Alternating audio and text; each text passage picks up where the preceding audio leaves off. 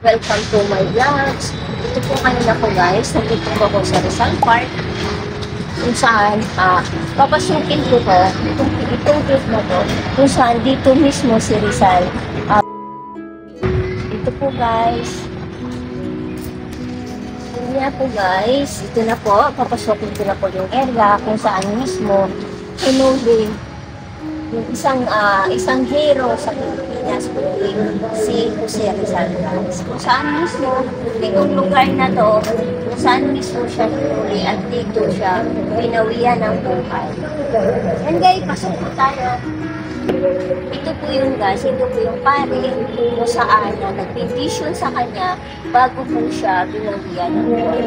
Ito po yung ating hero si Jose Rizal. Kung nakikita niyo, sobrang higpit po nung tinali sa kanya, isa pong alambre na malaki po. Ito po yung patunay kung paano siya nahirapan sa pangyayari, kung paano siya pinahirapan at pinatay.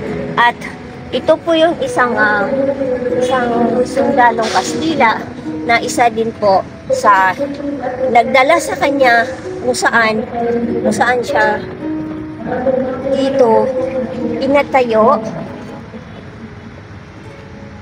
Dito po pinatayo. Yun po siya guys, kung saan dinala galing doon, kung saan siya dinala dito, kung saan po siya dinawian ng buhay.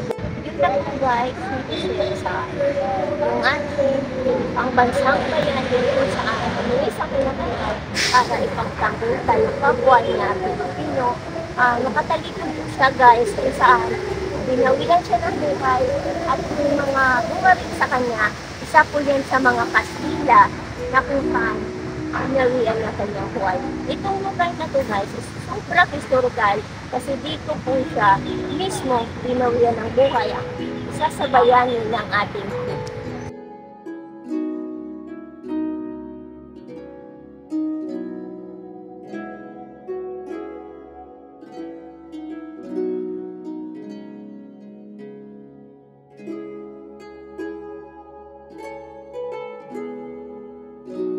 guys ang kanyang ina na halos mamatay kung paano nakikita niya ang kanyang anak, kung paano nahirapan. So damdam po ang bilang isang magulang na kung gaano kasakit na makikita ang kanyang anak na pinawian ng buhay mismo sa harap ng isang yun po yung tumatis kanya. And then, nag-iisip na po itong hatulan siya kung saan doon siya dadalhin na nakatalikod habang pinawian ng buhay.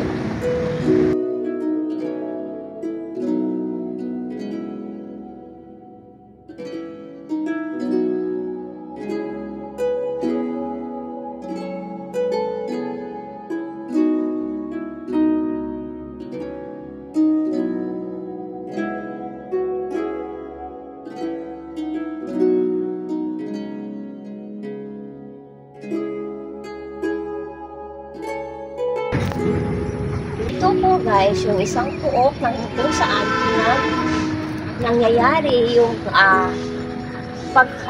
pagkawala ng buhay ni Jose Rizal, ang isa natin bayani.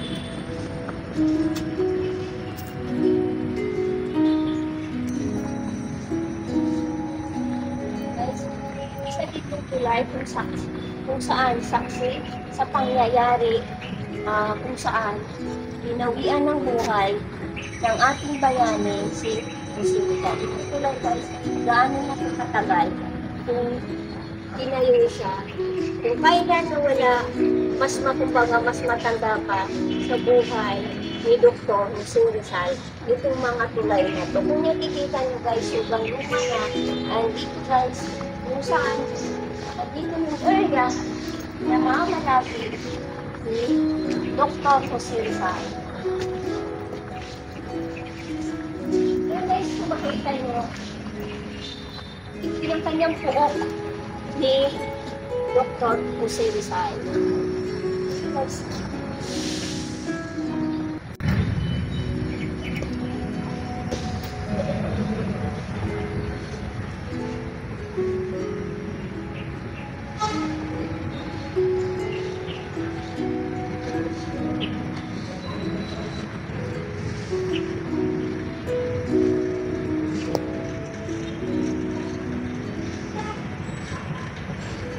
Itong wall na to guys, ito yung the last farewell kung saan nangyayari kay Dr. Jose Rizal.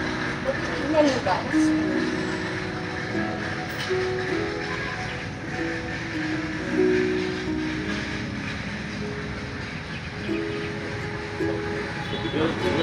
So guys, kung saan yung burol na tinuro ko kanina, kung saan kami nanggaling, kung saan pinawian ng buhay ang ating bayaning si Dr. Jose Rizal. Kung saan, nandito naman siya ngayon. Ang kanyang monumento na patunay na dito po sa mismo nilibing. Kung saan, kung makikita ng isang monumento guys na 24 hours po yan, may mga bantay po tayo na lagi pong nakabantay dyan. Palitan po yung mga oras nila para lang mapahalagahan at ingatan yung isang monumento ni Dr. Jose Rizal.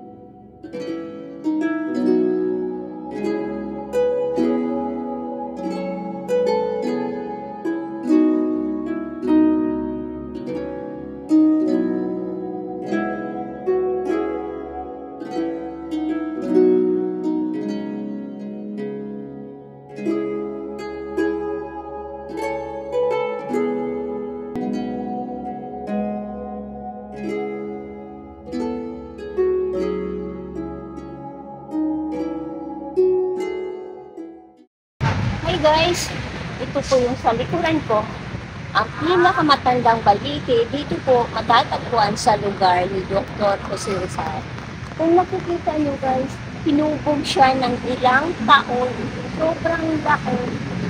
Siguro kahit mga 50 katao paikot, hindi po magpang-abot ng kamay, gawa na sa laki niya. So, matagtag lang po kung alam namin, na alam nyo naman, pag balite, mayroon talagang laman. So, papasok pa lang namin guys, naramdaman ko na parang may tumakbo doon pagilid.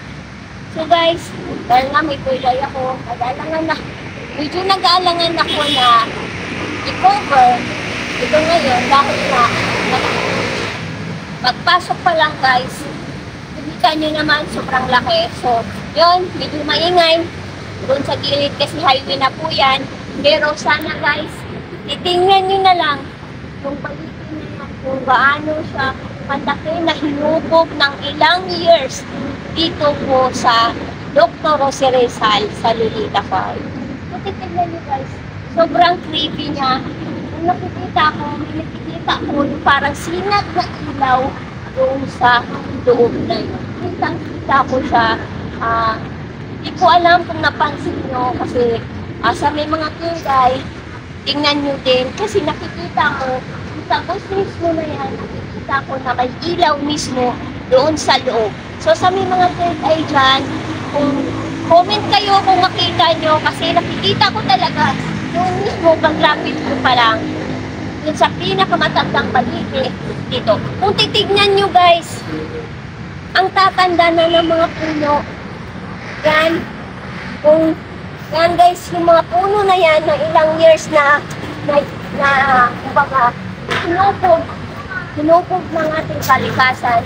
Kung titingnan nyo guys, sobrang tanda niya na kumbaga namamatay na lang siya, natutumba na lang siya dahil sa kanyang pagkatanda. So yun guys, itong lugar na to is pinahalagahan po itong lugar na to ng ating gobyerno dahil mismo si Dr. Rizal, ang ating bayani ng ating bansa, ay dito po mismo siya kung saan nanggaling kami doon sa monumento or doon mismo kung saan siya binawian ng buhay dito lang po sa Lolita Farm.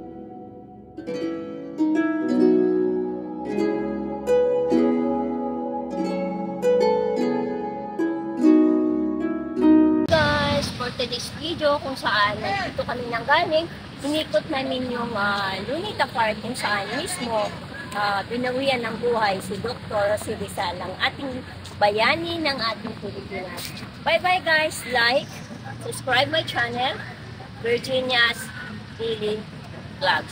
Thank you guys!